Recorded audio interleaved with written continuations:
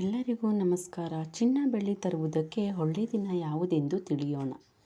ಚಿನ್ನ ಎಂದರೆ ಮಹಾಲಕ್ಷ್ಮಿ ಸ್ವರೂಪ. ಹಾಗಾಗಿ ಚಿನ್ನವನ್ನು ಮನೆಗೆ ತರಲು ಒಳ್ಳೆಯ ದಿನ, ಒಳ್ಳೆಯ ಸಮಯ ನೋಡಬೇಕು.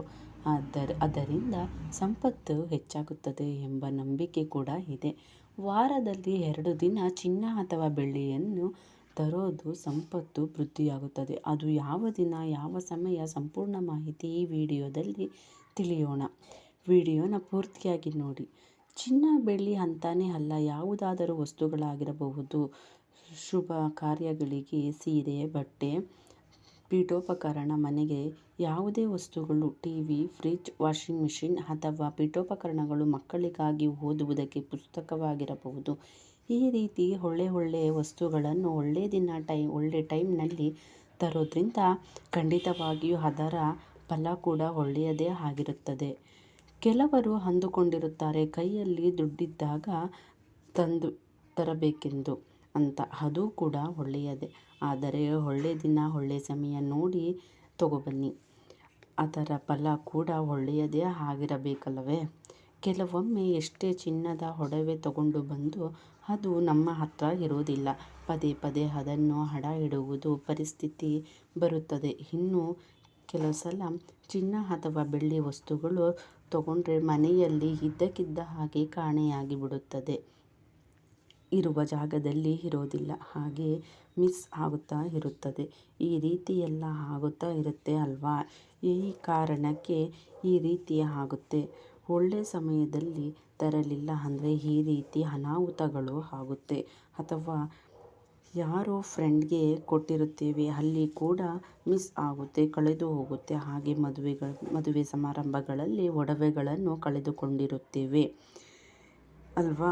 ಕಷ್ಟಪಟ್ಟು ದುಡಿದ ಸೇರಿಸಿರೋ ಹಣಗಳಿಂದ ತಗೊಳ್ತೀವಿ.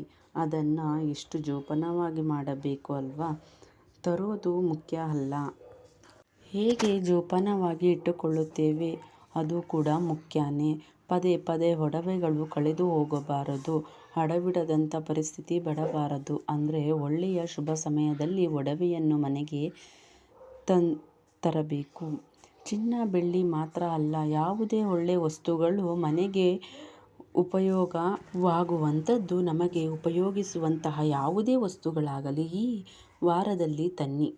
ಭಾನುವಾರ ಮತ್ತು ಗುರುವಾರ. ಇನ್ನು ವರ್ಷದಲ್ಲಿ 2 ದಿನ, ಒಂದು ಅಕ್ಷಯ ತೃತೀಯ, ಇನ್ನೊಂದು ದೀಪಾವಳಿಯಲ್ಲಿ ಬರುವಂತಹ ಧನ್ತೆರಸ್ ಎಂಬ 2 ದಿನಗಳಲ್ಲಿ ವರ್ಷದಲ್ಲಿ ತುಂಬಾ ಶ್ರೇಷ್ಠವಾಗಿರುವುದು. ಇನ್ನು ವಾರದಲ್ಲಿ 2 ದಿನ ಅಂದರೆ ಭಾನುವಾರ ಹಾಗೂ ಗುರುವಾರ. ಯಾವುದೇ ಭಾನುವಾರ ಹಾಗೂ ಗುರುವಾರ ಒಡವೆ ವಸ್ತ್ರಗಳನ್ನು ಖರೀದಿ ಮಾಡಬಹುದು. ಚಿನ್ನ ಬೆಳ್ಳಿ ಅಥವಾ ಮನೆಗೆ ಬೇಕಾಗಿರುವ ವಸ್ತುಗಳನ್ನು ಕೂಡ, ಪೀಠೋಪಕರಣಗಳನ್ನು ಖರೀದಿಸಬಹುದು. ಭಾನುವಾರ ಏಕೆ ಎಂದರೆ ಸೂರ್ಯನ ಅನುಗ್ರಹ ತುಂಬಾ ಇರುತ್ತದೆ. ಅದರಿಂದ ತುಂಬಾ ಒಳ್ಳೆಯ ದಿನ. ಅಷ್ಟೇ ಅಲ್ಲದೆ ಇನ್ನು ಗುರುವಾರ ಯಾಕಂದರೆ ಲಕ್ಷ್ಮಿ ಮತ್ತು ವಿಷ್ಣುವಿಗೆ ಇಷ್ಟವಾದ ವಾರ. ಹಾಗಾಗಿ ಗುರುವಾರ ಕೂಡ ಈ ರೀತಿ ವಸ್ತುಗಳನ್ನು ತರಬಹುದು.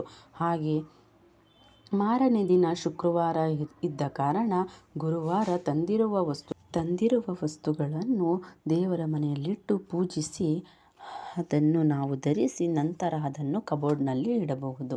ತುಂಬಾ ಒಳ್ಳೆಯದು. ಇನ್ನೂ 2 ನಕ್ಷತ್ರಗಳು ಕೂಡ ತುಂಬ ಶುಭ ಫಲವನ್ನು ಕೊಡುತ್ತವೆ. ಯಾವುದು ಎಂದರೆ ಪುಷ್ಯ ನಕ್ಷತ್ರ ಮತ್ತು ಮಖ ನಕ್ಷತ್ರ.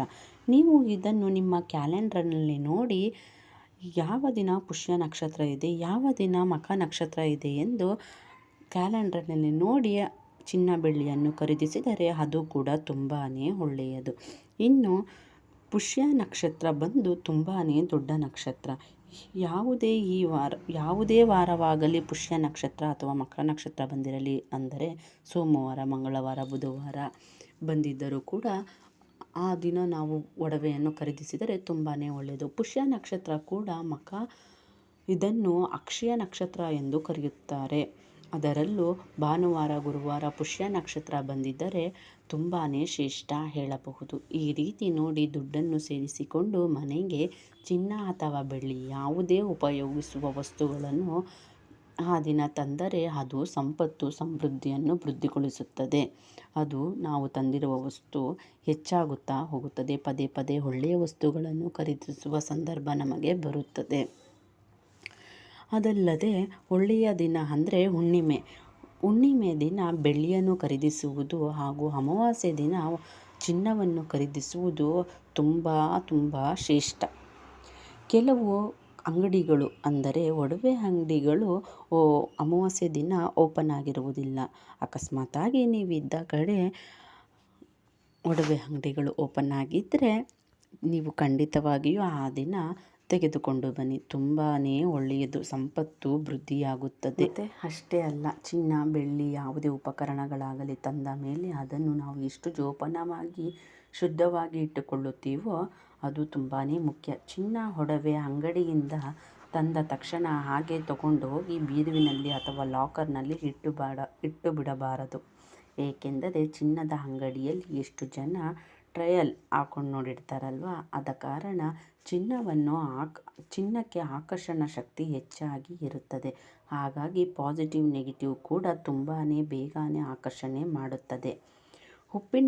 ತಂದ ಮೇಲೆ ಚಿನ್ನವನ್ನು ಉಪ್ಪಿನ ಡಬ್ಬದ ಮೇಲೆ ಇಡಿ. ಬಾಕ್ಸ್ ಸಮೇತ ಇಟ್ಟರೆ ತುಂಬ ಒಳ್ಳೆಯದು.